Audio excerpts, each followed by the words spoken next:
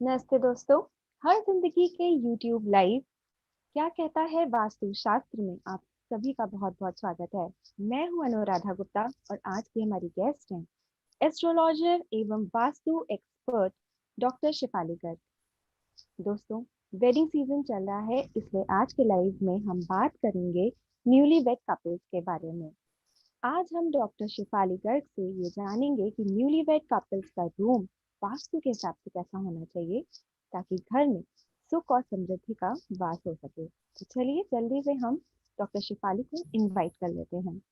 नमस्ते डॉक्टर शिफाली। नमस्कार अनुराधा। स्वागत है आपका हमारे यूट्यूब लाइव में। कैसे हैं आभार। आप? बहुत बढ़िया, आप बताएं। आज का हमारा जो लाइव है मैम, वो न्यूली वेड कपल का जो रूम है वो वास्तु के हिसाब से कैसा होना चाहिए उस पर है। डॉक्टर शिवाली, ऐसा कहा जाता है कि जो नई दुल्हन होती है वो देवी लक्ष्मी का स्वरूप होती है, और जब देवी लक्ष्मी का गृह प्रवेश हो रहा होता है तो घर में सुख और समृद्धि आती है। इसलिए बिल्कुल।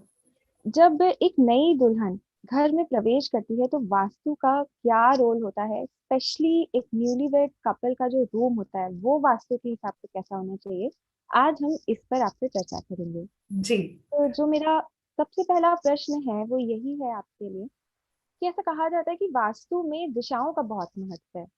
तो एक न्यूली वेड कपल का जो कमरा है वो उसकी सही दिशा क्या होनी चाहिए वास्तु के हिसाब से, और अगर सही दिशा में रूम नहीं है, जो कि अक्सर नहीं होता है, तो जो वास्तु दोष होता है उसे दूर करने के लिए क्या उपाय किए जा सकता है?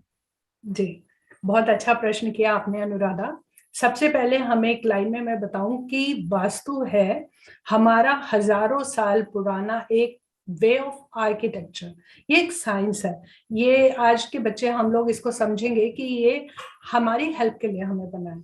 तो यदि हम किसी के बेडरूम की बात कर रहे हैं, वो भी न्यूली वेड कपल है, ये बात ठीक है कि एक बच्ची हमारे घर में ऐड हुई है, वो हमारे लिए सुख और समृद्धि का कारण बननी चाहिए। और वो तभी हमारे लिए सुख और खुशियां लेकर आएगी जब वो खुद हैप्पी रहेगी। तो बेडरूम हमारा सबसे इंपॉर्टेंट रूम होता है पूरे घर में, क्योंकि हम रिलैक्स करते हैं और पूरे दिन के लिए एनर्जी हमें वहीं से मिलती है जब हम सोते हैं। तो यदि हम उसके रूम को प्रॉपर तरीके से सेट करें तो वो हमें बहुत फायदा करेगा। अगर वो बच्चा हैप्पी है तो पूरी फैमिली जाहिर सी बात है कि हैप्पी होगी। अब यदि मैं उसके कमरे की बात करूं, तो यदि हमारे पास ऑप्शन है तो पूरे घर का जो सबसे साउथ ईस्ट कॉर्नर हो, हमें न्यूली कपल को वो कोना वाला जो भी कमरा साउथ ईस्ट में पड़ता है वो देना चाहिए। और यदि आपका घर एक मंजिल से या दो मंजिल है या तीन मंजिल है, तो जो ऊपर की मंजिलें हो वो वाला रूम हम उन बच्चों को दें, न्यूली कपल को दें। और अगर ऐसा पॉसिबल नहीं है, हमारे पास ज्यादा ऑप्शंस नहीं है, एक ही कमरा है और हमें वही देना है, तो हमें उस कमरे में उसकी बेड की पोजीशन को ध्यान दें। उसका बेड कुछ इस तरह से सेट करें कि जब वो सोए तो उसका सिर साउथ में आए और पैर नॉर्थ में आए। अच्छा, पैर नॉर्थ में तो आए पर ध्यान रहे बिल्कुल दरवाजे के सामने पैर ना हो, मतलब गेट खुला और हमारे पैर सामने आ रहे हैं। इस चीज की हम कोशिश करें। चाहे हम अपने बेड में कुछ मॉडिफाई करें या जो भी ऑप्शन करें, हमें डायरेक्शन सबसे पहली बेस्ट डायरेक्शन साउथ की है। क्यों है? क्योंकि साउथ की है एनर्जी वाली जो उसकी एनर्जी है वो फायरी है। तो जब हमें बेडरूम में शादी भी इसीलिए की जाती है कि हमें उस तरह की एक्साइटमेंट की और फायरीनेस की जरूरत होती है, इसीलिए हमने साउथ डायरेक्शन को सबसे बेस्ट माना है। और जितनी भी इलेक्ट्रॉनिक वेव्स हैं वो साउथ टू नॉर्थ चलती हैं, तो वो उनके माइंड की पोजीशन के लिए सबसे रिलैक्सिंग रहेंगी। और यदि हमारे पास साउथ की भी डायरेक्शन नहीं है तो हम पूर्व यानी कि ईस्ट की दिशा भी चुन सकते हैं। परंतु यदि आप कंसीव करना चाहते हैं तो कंसीव करने के बाद आप पूर्व की दिशा से अपना सिनाना जरूर बदल लें। शिपाली जी, आपने बेड की बात की तो मैं यहाँ ये जानना चाहूंगी कि वास्तु के हिसाब से एक न्यूली वेड कपल का बेड कैसा होना चाहिए, और जो इसका मैट्रेस है क्या वो भी किसी तरीके से कुछ भूमिका निभाता है? तो उस हाँ, बारे में कुछ ये बताइए। बहुत इंपॉर्टेंट है। आज के टाइम में इतना मटेरियलिस्टिक जमाना हो चुका है, हम सभी सोचते हैं, हम डेकोरेशन पे ध्यान देते हैं, पर हमें बेड जो है वो बहुत ध्यान से चूज करना चाहिए। मटेरियल की बात करूं तो हमें वुड का ही लेना चाहिए, क्योंकि जितने भी मेटल्स हैं वो सब एक कोल्ड एनर्जी को प्रोड्यूस करते हैं। आप उसमें चाहे सिल्वर ले लो, चाहे आप कोई भी मेटल ले लो, आयरन ले लो, वो सभी एक कोल्ड एनर्जी को रिफ्लेक्ट करेंगे। और जो एक सिर्फ वुड है जो कि एक वार्म एनर्जी को रिफ्लेक्ट करता है। इसलिए शुरू से आदि काल से बेड लकड़ी के चलते आ रहे हैं। इसकी शेप की बात करूं तो आइडियल शेप तो रेक्टेंगल है या बिल्कुल क्लोज टू स्क्वायर। और यदि हमें बेड की शेप को याद करना हो कि हमें कैसे होनी चाहिए, तो हम जाएं अगर 50 साल पहले, तो सिर्फ चारपाई इस्तेमाल करते थे। चारपाई की क्या खासियत थी जो अब आज के बेड में होनी चाहिए? चार तो पैर। आजकल बिना पैरों वाले बेड आते हैं जिसमें कि आपने चारों तरफ से बोर्ड से कवर कर देते हैं। वो वाली चीज आइडल नहीं है। हमेशा उसके नीचे से हवा का आने जाने का रास्ता छोड़ना चाहिए, तभी आपकी नींद एकदम परफेक्ट आएगी। तो चार पैर होने चाहिए। चार पैर होने के साथ उसके नीचे कुछ भी ना रखा हो। आजकल चले हैं उसमें हम लोग बेड में कबर्ड्स बनवा देते हैं, नीचे बेडरॉक। ड्रॉर्स बना देते हैं। जो ये बॉक्सेस हैं उसमें हम सामान क्या रखते हैं? घर का बचा हुआ सामान, पुराना सामान, लोग बर्तन भी रख देते हैं। तो वो जो एनर्जी है वो आपकी नींद को, आपके इमोशंस को कहीं ना कहीं हर्ट करती है। तो कोशिश करना चाहिए कि बेड हमेशा वुडन का हो, उसके नीचे किसी भी तरह का बॉक्स या तो ना हो। अगर है भी तो आप उसमें बहुत संभाल के और बड़े तरीके से सामान लगाएं कि कोई भी चीज, जैसे इलेक्ट्रॉनिक उपकरण हम लोग भर देते हैं, उस चीज का बिल्कुल ध्यान दें, वहां पर बिल्कुल ना हो। और एकदम करीने से लगा हुआ हो, क्योंकि ऑप्शंस नहीं है, स्पेस की बहुत ज्यादा लिमिटेशंस है। पर आइडल बेड का है तो उसके नीचे कुछ भी नहीं होना चाहिए, चार पैर होने चाहिए। और मैट्रेस, मैट्रेस हम अपनी पॉकेट के हिसाब से चुने, पर हम जो भी चुने वो कंफर्टेबल हो। और वो, अगर एक कपल का बेड बना रहे हैं तो कोशिश करनी चाहिए सिंगल मैट्रेस में। आजकल वो बहुत इजीली अवेलेबल होती है। और सिंगल मैट्रेस, हमें कहीं भी किसी कपल के बीच में कोई डाइवर्जन डालना ही नहीं है। हम चाहते हैं कि ये दोनों कपल एक कपल ही की तरह हमेशा जुड़ के रहें। तो हमें उनके जो मैट्रेस है उसमें भी कोई डाइवर्जन नहीं डालना चाहिए। अच्छा, शिफाली जी, अब दुल्हन का कमरा है तो ड्रेसिंग टेबल होगी या फिर शीशा लगा होगा, तो उससे जुड़े वास्तुशास्त्र कुछ टिप अगर हो वास्तुशास्त्र में तो वो जी जी, बिल्कुल। ये एक जो मिरर है, मिरर सबसे इम्पोर्टेंट भी है। और बहुत, मैं कहूँ तो मिरर की जो एनर्जी को अगर हम समझें तो मिरर दो काम करता है। सबसे पहले तो वो मेरा प्रतिबिंब बनाता है। जैसे मैं हूं और मैंने शीशे में देखा एक और बंदा, यानी कि उसने मेरे अक्स को दुगना कर दिया। तो मिरर की पहली प्रॉपर्टी हुई किसी भी चीज को डबल कर देना, सबसे पहला काम। दूसरा, मिरर पे आप कोई भी एक्स फेंको, वो चारों तरफ आपकी एनर्जी को फैला देगा। यदि सबसे पहली बात हमें ड्रेसिंग टेबल रखना हो तो कोशिश करनी है कि बेडरूम में ना हो, उससे ज्वाइनिंग जो कबर्ड एरिया है हमारा, आजकल बाथरूम के साथ कबर्ड एरिया बनता है, कोशिश करें वहां हो। अगर नहीं पॉसिबल है तो आप अपने बेड के एग्जैक्ट सामने ना रखें, अपने राइट में, लेफ्ट में इस तरह से रखें कि जब आप सोएं तो आपका अक्स उसमें नजर ना आए। क्योंकि हमें सिर्फ सोते ही नहीं रहना, क्योंकि जो शीशा है उस उदासीनता को, आपके सोने वाली चीज को मल्टीप्लाई कर देगा और आप मतलब रेस्ट मोड में ही चले जाएंगे। इसके पीछे बहुत से कारणों में से एक कारण यह भी है। तो हमें कोशिश करनी है, अगर हमारे पास बिल्कुल ही कोई ऑप्शन नहीं है, भाई कोई जगह ही नहीं है, अब शीशा भी घर में चाहिए, तो आप उसको ढक के रखें। बस काले रंग से ना ढकें और किसी भी रंग से ढकें। और ड्रेसिंग टेबल क्या हाँ सेम जी, बिल्कुल। ड्रेसिंग टेबल में मेन चीज शीशा ही है जो हमें प्रॉब्लम क्रिएट कर सकता है। सामान उसमें अगर हम करने तरीके से लगाया है तो वो बिल्कुल प्रॉब्लम क्रिएट करने वाला नहीं है। सिर्फ शीशे की वजह से ही हमें ध्यान देना है कि वो बेड से कुछ इस तरह से हो कि हम उसमें सोते हुए ना नजर आए। बिल्कुल ही ऑप्शन नहीं है तो फिर उसको ढक के रखें। अब शिफाली जी, कुछ डेकोरेशन की बात करते हैं। अब क्योंकि नई दुल्हन का कमरा है तो उसके कमरे की सजावट तो होगी ही होगी। और आजकल जो सबसे ज्यादा सजावट में चीजें इस्तेमाल होती हैं उनमें से एक है तस्वीरें, हम्म। Painting, frame. तो इससे जुड़ी कुछ वास्तुशास्त्र में का कुछ टिप्स बताए गए हों या कुछ ऐसी बातें बताई गई हों कि क्या होना चाहिए क्या नहीं होना चाहिए, उसके बारे जी, यदि मैं तस्वीरों की बात करूं तो हमेशा बेडरूम में भी और खासतौर पे बेडरूम में हमें इस तरह की तस्वीर लगानी चाहिए जो मेरी को एक इमेज ऐसी हो जो खुशी का प्रतीक हो। अगर मैं अपनी खुद की तस्वीर लगा रही हूँ तो मैं और मेरा हस्बैंड दोनों बिल्कुल क्लोज हों, या किसी हंसते हुए लोगों की लगाऊं, कोई भी इस तरह की तस्वीर जिसको मैं जब भी देखूं तो मेरे मन में एक हैप्पीनेस का, एक खुशी का विचार आए। और ध्यान रखें, कोई अकेला व्यक्ति ना हो उसमें, मतलब एक महिला अकेली हंस रही है इस तरह की फोटो ना हो, 2 या 3 लोगों का समूह हो या 2 लोगों का समूह हो। कोई भी तस्वीर में बस हमें यही ध्यान रखना है कि जंगली जानवरों की तस्वीरें या हमारे भगवानों की तस्वीरें ना लगाएं। हमारे जो पूर्वज हैं, माताजी पिताजी जो जा चुके हैं, उनकी तस्वीरें हम ना लगाएं। वो हमारे बेडरूम में बिल्कुल नहीं होनी चाहिए। सिर्फ ऐसी तस्वीर रखें जो मुझे खुशी का कारण बने, चाहे वो कपल की क्लोज होने की तस्वीरें हैं या किसी मुस्कुराते हुए चेहरों की तस्वीरें हैं, किसी खिलते हुए गार्डन की तस्वीरें हैं, मतलब कुछ ऐसा जिसको देख के मेरे मन में सबसे पहले मुस्कुराहट आ जाए, वो चीज हमें बेडरूम में लगानी चाहिए। शेफाली जी, आपने बोला कि किसी भी भगवान की तस्वीर नहीं लगानी हाँ चाहिए। जी, हाँ जी।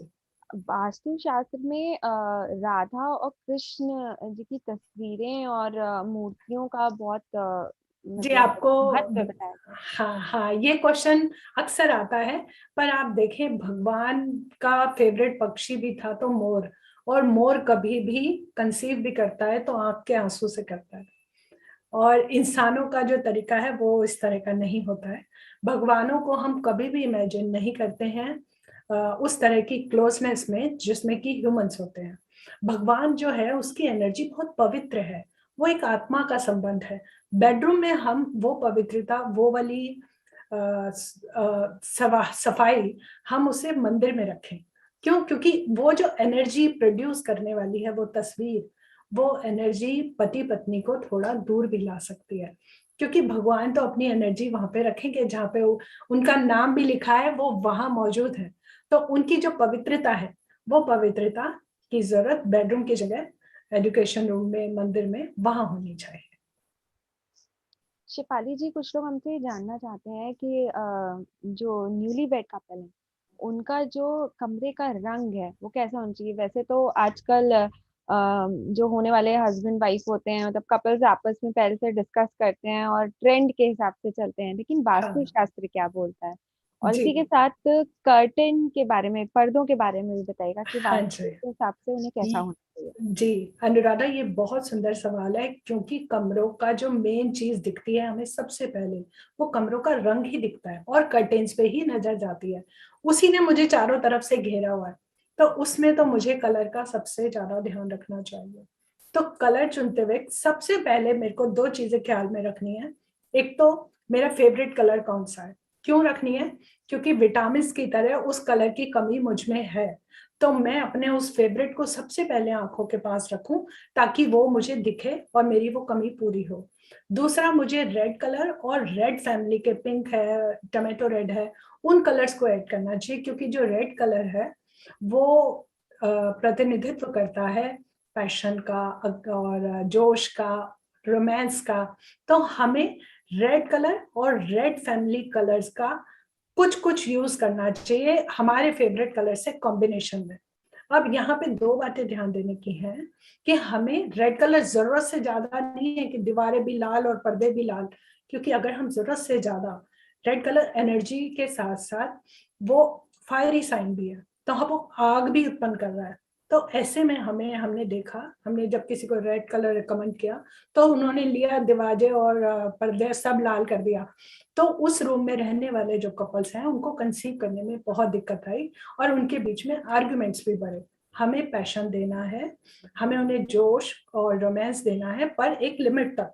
तो अपने फेवरेट कलर से उसको कंबाइन करो ताकि आपकी वो कमी भी पूरी हो, और आपका जो वास्तु से आप हेल्प ले सकते हो, रेड फैमिली में आप पिंक कलर को अडॉप्ट कर सकते हैं।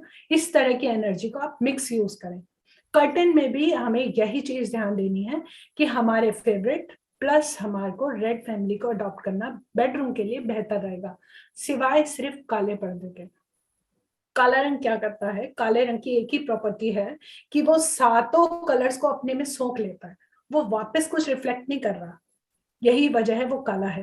तो काला रंग क्या करेगा? वो मेरे इमोशंस को भी सोख लेगा, वहां रहने वालों के पैशंस को, एनर्जी को भी सोख लेगा। तो हमें अवॉइड करना चाहिए काला रंग, क्योंकि उसका काम है ऑब्जर्व करना। तो हमें तो ऐसा चाहिए जो मुझे हेल्प करे। इसलिए आप अपने फेवरेट कलर और रेड फैमिली को मिक्स करके कॉम्बिनेशन बनाएं, जो आपके लिए बहुत फेवरेबल रहेगा। शेफाली जी, अभी तक हमने बात की कि क्या होना चाहिए वास्तु शास्त्र के मुताबिक कमरे में न्यूलीवेड के। अब हम आपसे ये जानना चाहते हैं कि एक न्यूलीवेड कपल के रूम में क्या चीज नहीं होनी चाहिए, कौन सी जी वो चीजें हैं जो वास्तु दोष उत्पन्न करती हैं, उनके बारे में। जी जी। जैसे हम लोग ज्यादातर एक गलती क्या करते हैं कि जब भी हम बेडरूम बनाते हैं, वहां हमें अलमीराज मिल गई, हमें बेड के बॉक्स मिल गए, पुरानी चीजें जो हमने सालों यूज नहीं की, 10 घड़ियां मैंने खरीद ली और 10 में से एक पहन रही हूँ और 9 की 9 मैंने बेड के अलमीराज में घुसा दी या कहीं। तो जो भी पुराना सामान जो कि मैंने वर्षों से यूज नहीं किया, कोशिश करें बेडरूम में से हटा दें उसको। और जगह बहुत है कमरे में। और कोई भी इस तरह का इलेक्ट्रॉनिक गैजेट्स, कैलकुलेटर्स हैं, एक टीवी भी पड़ा है, कंप्यूटर भी पड़ा है, एक लैपटॉप भी पड़ा है, 5-10 चीजें। क्योंकि जितने भी इलेक्ट्रॉनिक उपकरण से एक लिमिट से ज्यादा होंगे वो अपनी एनर्जी प्रोड्यूस करेंगे। तो हमें बच के रहना है कि कोई भी चीज जो भी एक्स्ट्रा है उसको वहां से हटाएं। पुराने छोटे टूटे फूटे कपड़े हैं, लोग सबसे बड़ी गलती क्या करते हैं कि जब घर कमरे की एंट्री हो रही है उसके वहां पे सारी चप्पलें उतारना शुरू कर देते हैं। बाहर से गए आके चप्पल उतार ली। तो हमने क्या नोटिस किया कि कमरे के बाहर ही 8-10 चप्पल जोड़ी का पेयर पड़े हैं। तो वो जो नेगेटिविटी, आपने एंट्रेंस ही अपनी खराब कर दी। कोशिश करनी चाहिए घर के कोने में उनकी जगह बने और सारी चप्पल जूते वही हो। अब पौधे लगाने का बड़ा फैशन है, तो लोग क्या करते हैं कि इंडोर प्लांट्स के नाम पर पौधे लगा लेते हैं और उनको ना धूप मिली ना उन्हें हवा मिली, तो इस वजह से वो मरते हैं। तो जब भी कोई पौधा मरता है तो उससे बड़ी नेगेटिविटी वो छोड़ के नहीं जाएगा। यदि आप उनकी टेक केयर कर सकते हैं तो उन्हें बेडरूम में रखें, नहीं कर सकते तो धूप में रखें। आपके पास वहां आर्टिफिशियल बहुत सी चीजें रखने के लिए, कांटेदार पौधे ना रखें, जंगली जानवरों की तस्वीरें ना रखें। कोई भी, जैसे लोग 7 घोड़ों की तस्वीरों का फैशन चला, जबकि वो ड्राइंग रूम के लिए हम उसे बेडरूम में लगा रहे हैं। इस तरह की टूटे फ्रेम, टूटी चीजें, फटे हुए कपड़े, फटी हुई चादर, तकियों के कवर, इस तरह की चीजों से अगर हम अवॉइड करेंगे बेडरूम को स्पेशली, क्योंकि बेडरूम है मेरे आराम की जगह, जहां पर अगर मैं रेस्ट प्रॉपर करती हूँ तो मैं पूरे दिन के काम करने के लिए एकदम रेडी रहती हूँ। तो वहां पर इस तरह की नेगेटिविटी से हम बचें। ऐसी तस्वीरें ना लगाएं जो कि भगवानों की हो या हमारे पूर्वजों की हो या लोगों की लड़ाई झगड़े की हो। कोशिश करें, अवॉइड करेंगे तो हमें हेल्प रहेगी। अच्छा शिफाली जी, अब हमसे कुछ लोग पूछ रहे हैं और ये मेरा आपसे आखिरी सवाल भी है कि जो न्यूली बेड का जो कमरा है वो कैसे लाइवली और रिफ्रेशिंग दिखे, इसके हाँ लिए कुछ हाँ, वास्तु टिप्स बताइए। बहुत बढ़िया क्वेश्चन है ये, सबसे अच्छा क्वेश्चन है। कि हमें वैसे तो कोशिश करनी चाहिए कि ताजे ताजे हम उसमें फूल लगाएं। दक्षिण पश्चिम की जो दिशा होती है, हमें उसकी एनर्जी को यूज करना चाहिए फ्लावर्स लगा के। पॉसिबल नहीं हो तो वहां पे आप आजकल स्मेल्स के इन्फ्यूजर बहुत आ रहे हैं, खुशबू के लिए अरोमा के वो लगाएं। अरोमा की कैंडल्स आप लगा सकते हैं, उनका मोम जैसे ही खत्म हो आप वहां से हटा दें। वो चीजें बड़ी फायदा करेंगी। आप वहां पर जो नॉर्थ की डायरेक्शन है, कमरे का जो भी नॉर्थ है, पंखे से भी हिलेगी। खिड़की है तो अच्छी बात है, नहीं है तो नॉर्थ की डायरेक्शन में विंड चैम लगा दें। विंड चैम का जो म्यूजिक है वो वहां की जब भी वो बजेगा तो वहां की नेगेटिविटी को वो हटा देगा और एक पॉजिटिव वाइब, एक खनक आपकी लाइफ में उत्पन्न करेगा। सफाई रखें। और सबसे खास बात का क्या ध्यान देना है कि आजकल बाथरूम्स ना अटैच होते हैं रूम के साथ, टॉयलेट है, तो उस पे स्पेशल ध्यान दें, क्योंकि वो एक ऐसा हिस्सा है जहां से सारा गंदगी फ्लश आउट होनी है। तो आप वहां पे एकदम नीट एंड क्लीन रखें और उसके दरवाजे को हमेशा ढके रखें और खुशबू लगाएं, फूल लगाएं। आपके रिश्तों के लिए ये वास्तु आपको बहुत हेल्प करेगा। बहुत बहुत धन्यवाद शेफाली जी, आपने बहुत अच्छे टिप्स आभार। दिए हैं। और जिनकी भी अब शादियां होने वाली होंगी या जिनकी हो गई होंगी, न्यूली वेड कपल्स के लिए टिप्स बहुत ही फायदेमंद हैं और ज़रूरी भी हैं। जो भी हमारा लाइव देख रहे हैं और जिनकी अभी भी शादियां हुई हैं, वो शेफाली जी के बताए हुए टिप्स को ज़रूर एक बार ट्राई करके देखें। और इसी के साथ हमारा लाइव जो है वो आज हम यहीं समाप्त करते हैं। अगले हफ्ते आपसे फिर मिलेंगे एक नए विषय के साथ। और अगर आपके पास भी कोई विषय है तो हमें ज़रूर बताएं, हम उस पर लाइव करेंगे एक्सपर्ट के साथ। तब तक के लिए